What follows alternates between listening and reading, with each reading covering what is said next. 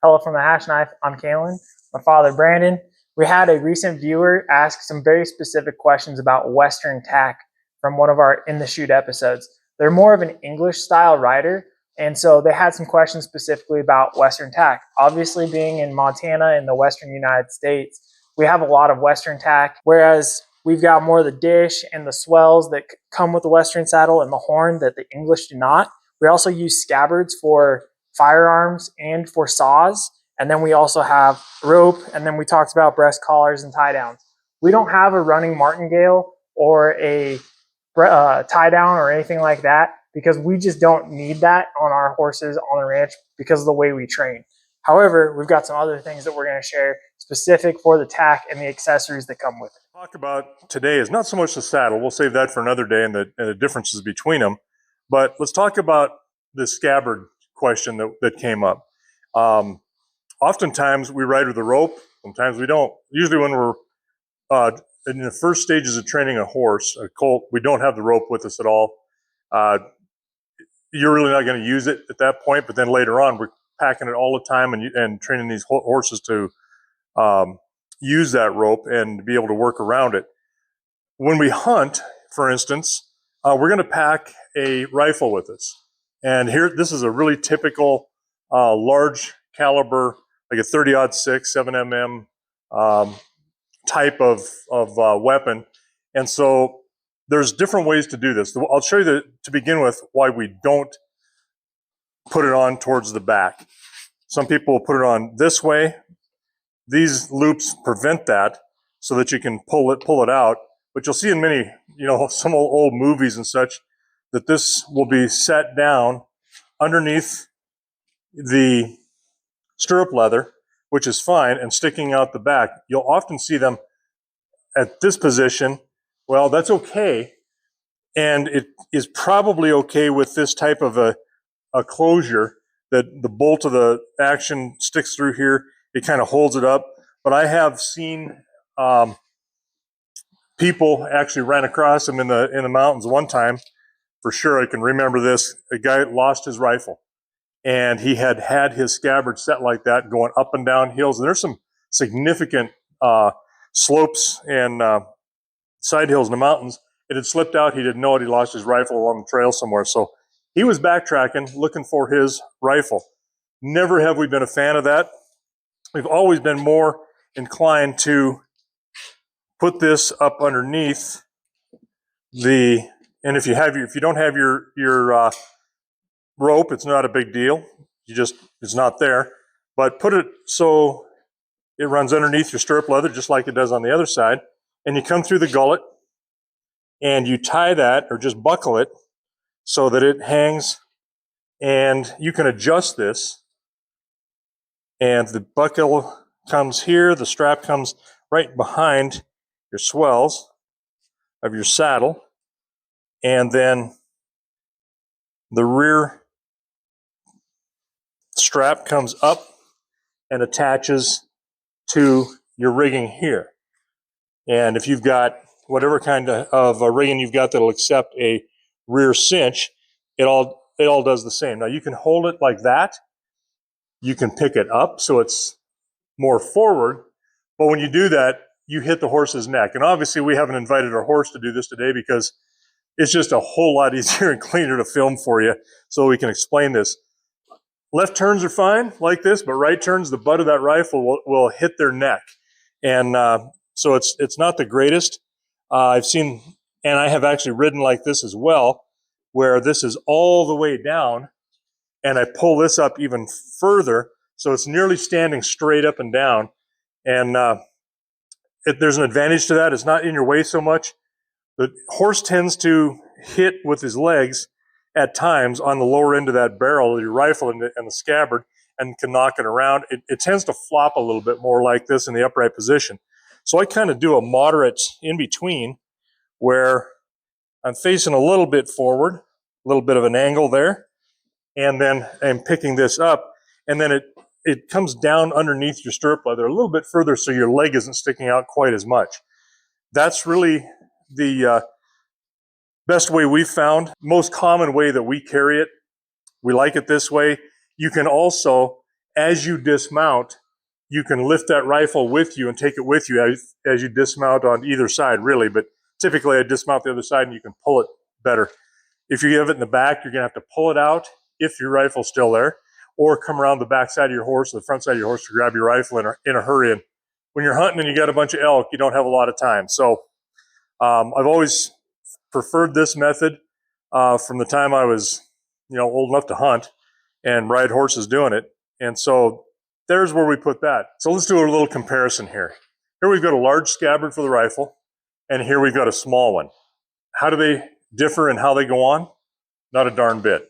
So if I was to use this saw and without the scabbard, I can put it right here up underneath like I did, and this will hang very low or very forward, and you can hang it as low or as high as you want to get away from your horse's legs. It really doesn't do much to hold up their movement or interfere with their legs at all, but it does provide you the ability to cut trail, cut firewood. You can cut an animal's brisket, whatever you need to do, cut legs off, that sort of thing. This one has had enough use that you can actually see the curve to that where it's laid underneath my leg and my leg is pushed on. I've kind of slightly bent that and it's put a permanent curve into the scabbard and the saw itself. This happens to be an Oregon saw. There's a lot of really good brands. Corona makes a good one. There's a number of really good ones that are very usable, very sharp, and really can cut a lot of wood very quickly on a trail. You can mount this backwards if you wanted. Mount it back on this side. Any way you want to do it. It's small enough that you've got a lot more utility of purpose for where you want it on your scab or on your saddle, and to be able to reach it. You're not in a hurry for this generally. I can't imagine a time you would be unless you have some kind of a wreck and need to cut something. But if you're doing that, it's probably ropes and a good sharp knife is where you're at. So that's kind of the comparison between the two. And goes on the same. It's a lot easier to pack this. There's not the bulk there, not putting pressure on your leg, but both of them, very, very important tools, depending on what you're going to do. This is what we call a set of hobbles. And I just hang these on here, and you almost forget they're there. You've got them ready and able to wrap these around a horse's front leg, come through the ring, tighten that down, come through the other ring, and then buckle it. And then that way you can immobilize your horse if you needed to, and by the front legs. And so they're really handy to keep. These are double stitched. They are double layered, very heavy. And you don't use them very often, but when you need them, you need them. And again, when we're training a horse, that horse may never ever be hobbled when it leaves here, but it will have been hobbled at least so it knows what's going on if it ever needed to be. But one of those things we just don't use very often, but when you need them, you need them. Well, let's move on to saddlebags. In the old movies, again, we get this idea that these great big saddlebags carry everything you want to carry and more. Well, that's not quite the truth. This is a decent size. It'll carry some water.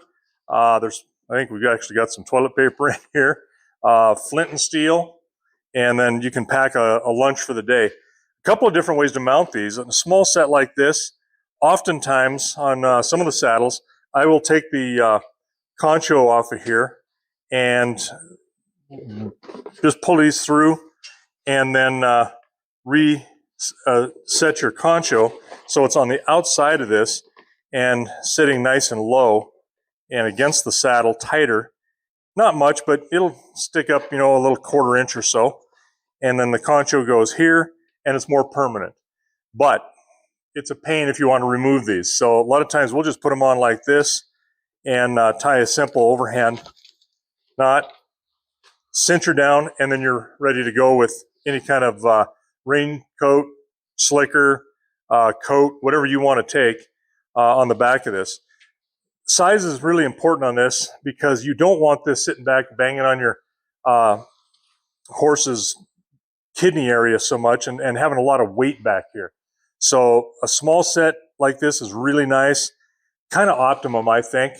because again, if you're in the backcountry and you're camped, you've probably got some pack horses, and these are day trip type of use every day. But you don't need to have a pack horse with you when you've got these on your saddle. One of the other things we've got is a larger set of saddlebags that I actually had custom made for me, and these are too big to be real practical in the backcountry for anything other than what this was designed for, and it's large enough, and you can see how big that is in comparison. It's a lot larger area, and of course more weight. So you got to be careful that you don't overload these and have them where there's, again, too much weight banging on a horse's kidneys. It's tempting to put more in here, but you really want to make sure that you're not overloading them. This was designed to take a ticket book. When I was in law enforcement, a game warden in the backcountry, I could put a ticket book in here, keep it dry, keep it so you could write one of those dreaded tickets if you had to. Again, you can see these marks. There's been conchos on here. I packed these for a long time in a manner that was more permanent and on that saddle. Of course, when you do that, you add weight. This set of saddlebags probably weighs a good 6-7 pounds, and these guys are probably down there at about 4 pounds, 3.5 to 4 pounds, so almost half the weight difference on there. That adds up. Every day that we're here at the ranch, we seldom are riding with the need for having these. Sometimes we do if we're going to be a long day and just need some water in there or some fly. And actually, I think this set has some fly repellent for the horses in here. Yep, you can put that in there, and it's handy. But when we're riding a lot of colts, you're not at the point where you're going to have something flopping on their back to begin with. But that comes later to desensitize and to be able to use it for practical purposes. Hopefully that helped somebody out. And if you have any other questions, I guess you can go ahead and contact us. That's it for the day. Thanks.